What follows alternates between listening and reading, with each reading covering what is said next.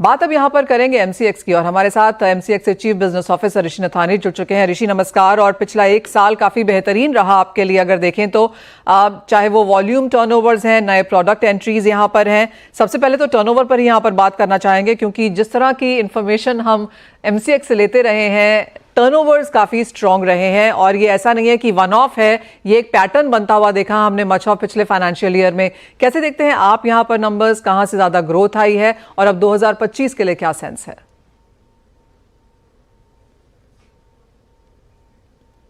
ऋषि आप म्यूट पर हैं। धन्यवाद मनीषा, आपको और आपके सभी दर्शकों को नववर्ष की बहुत शुभकामनाएं। मैं ये कहना चाहूँगा कि कमोडिटी मार्केट्स में लोगों का रुझान बढ़ रहा है और जैसे जैसे हम आगे बढ़ रहे हैं लोग इससे जुड़ रहे हैं और इसी में आपको दिख रहा है कि ओवरऑल पार्टिसिपेशन बढ़ रहा है। पार्टिसिपेशन बढ़ने के कारण टर्नओवर ऑटोमेटिकली बढ़ते जा रहा है। तो इसके कारण जैसे आपने देखा होगा कि 13 जनवरी को हमने ऑल टाइम हाई टर्नओवर भी किया था 5,03,000 करोड़ का।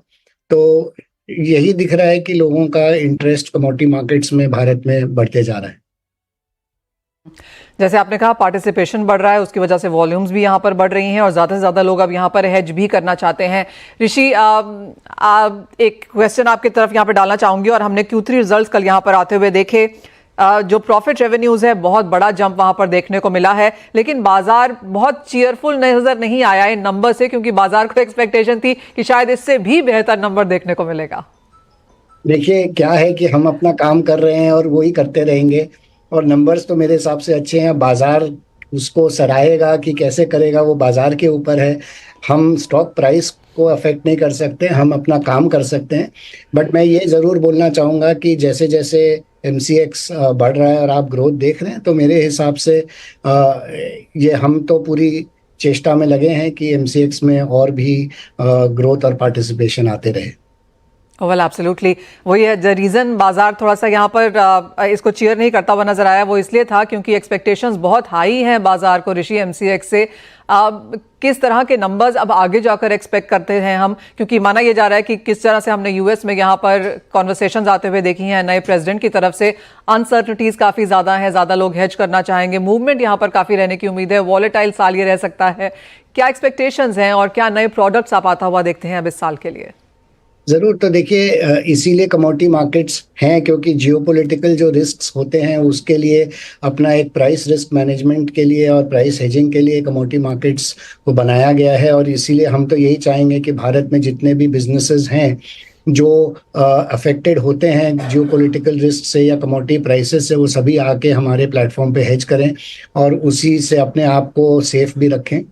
और जहाँ तक जो पॉलिटिकल कंसर्न्स की बात है, चाहे कहीं भी हो, वो तो देखिए दिन प्रतिदिन कुछ ना कुछ होता ही रहता है। तो इसीलिए मैं तो सबको यही एडवाइस करूंगा कि हेज योर रिस्क।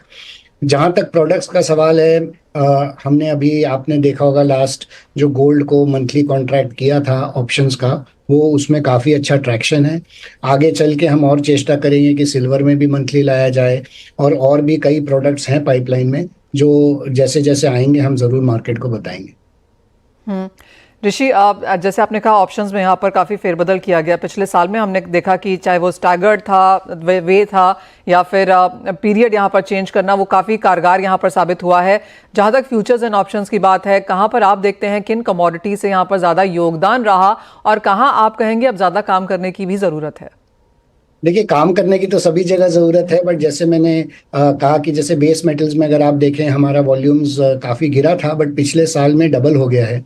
तो इसीलिए हम यही चेष्टा करेंगे कि बेस मेटल्स में भी जो ट्रैक्शन चाहिए उसको लाया जाए। बुलियन में बहुत अच्छा ट्रैक्शन पकड़ा तो उसके ऊपर और कैपिटलाइज करके बुलियन को भी और ग्रो करना है। एनर्जी तो ऐसे भी अच्छा चल रहा है और एग्री में जो भी प्रोडक्ट्स हैं उसको भी ग्रो करने की इच्छा है। और यदि और भी नए प्रोडक्ट्स हम ला सकें या जिनमें बैन है हमारे प्रोडक्ट्स में वो हट जाए तो हम चेष्टा करेंगे कि उनमें भी वापस ग्रोथ लाया जाए।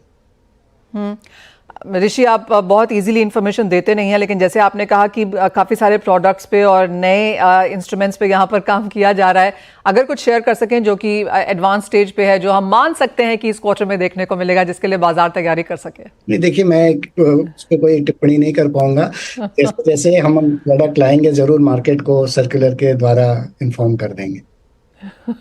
ऋषि, कैसे देखते हैं इंडियन मार्केट्स में कमोडिटीज का गेन्स? अब यहाँ पर आप कहेंगे बाजार कुछ सेटल होते हुए नजर आ रहे हैं, सेबी के अंडर कुछ और एक्सपेक्टेशंस हैं, एज एन एक्सचेंज आप बजट से क्या एक्सपेक्ट करेंगे अब? देखिए, एक्सपेक्टेशंस तो हम रेगुलेटर से नहीं करेंगे तो और किससे करेंगे? तो एक्सपेक्टेशंस तो हरदम रहेंगे, बच्चा तो पेरेंट्स से ही मांगेगा। तो एक्सपेक्टेशंस और हम इंटरेक्शन करते रहते हैं रेगुलेटर से। एंड जब तक हम अपने आप को प्रूव करें कि हम एक रिस्पॉन्सिबल एक्सचेंज हैं, तब तक मैं मानता हूं कि रेगुलेटर भी हरदम इस कमोडिटी सेगमेंट को बढ़ावा देने के लिए जरूर तत्पर रहेगा। जहाँ तक बजट का सवाल है, वो तो देखिए कोई कुछ कह नहीं सकता कि क्या आएगा नहीं आएगा, बट मैं तो एक ही बात मानता हूँ कि ये सब शॉर्ट टर्म इफेक्ट्स रहते हैं, बट लॉन्ग टर्म में कमोडिटी मार्केट्स में जो ग्रोथ इंडिया में आने की दरकार थी, उसके ग्रीन शूट्स दिख रहे हैं आपको। और अभी तो शुरुआत है। मैं तो मानता हूँ कि ये जो जितने भी बिजनेसेस हैं, चाहे लार्ज कॉरपोरेट्स हों चाहे एमएसएमईज हों, सबको आके इस मार्केट से जुड़ना आवश्यक है। और अपने प्राइस रिस्क मैनेजमेंट के लिए यहाँ पे हेजिंग करना आवश्यक है। जैसे जैसे लोग जुड़ेंगे, बाकी निवेशक भी जुड़ेंगे, रिटेल भी आएगा, तो मेरे हिसाब से ये मार्केट्स में और वाइब्रेंट ग्रोथ और पार्टिसिपेशन आएगा।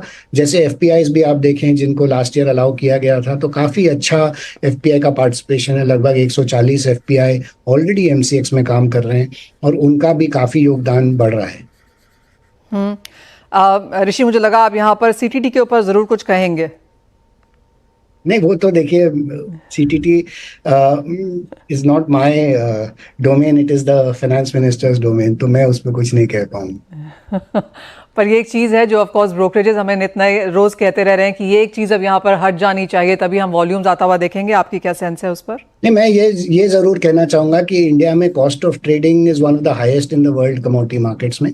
तो कॉस्ट ऑफ ट्रेडिंग चाहे किसी भी माध्यम से कम हो, तो उससे लोगों को ग्लोबल एक्सचेंजेस पे जाके हेज करने के बजाय इंडियन एक्सचेंजेस पे हेज करने का सहूलियत मिलेगा। और उससे मेरे हिसाब से यहाँ पे प्रमोट किया जाए कि इंडिया में ट्रेड करें, तो हेज इन इंडिया को प्रमोट करना बहुत आवश्यक है। एक फाइनल सवाल यहाँ पर, आपने इनिशियली यहाँ पर कहा कि एग्री कमोडिटीज़ में भी आप यहाँ पर काम कर रहे हैं। ऑफ कोर्स बाजार ये मान रहा है कि जो 1 महीने का सस्पेंशन एक्सटेंडेड था वो 31 जैन को यहाँ पर चला जाएगा। कुछ कॉन्वर्सेशंस हैं यहाँ पर रेगुलेटर के साथ, कुछ एक्सपेक्ट किया जाए? मैं उस पर कुछ कह नहीं सकता। Rishi, as always thank you so much हमारे साथ आज समय बिताने के लिए। और आपसे कोई भी इन्फॉर्मेशन निकालना बड़ा मुश्किल है, बट वी होप कि हम अपने व्यूअर्स के लिए कुछ यहाँ पर आज वैल्यू ऐड कर पाए। But thank you so much. और 2025 में आपसे ऑफकोर्स बार बार यहाँ पर बात होगी और बजट के बाद भी होगी, और आशा यही करते हैं कि कमोडिटी मार्केट्स के लिए यहाँ पर कुछ बेहतरीन निकल के आए। वेल, इसी के साथ हमारे साथ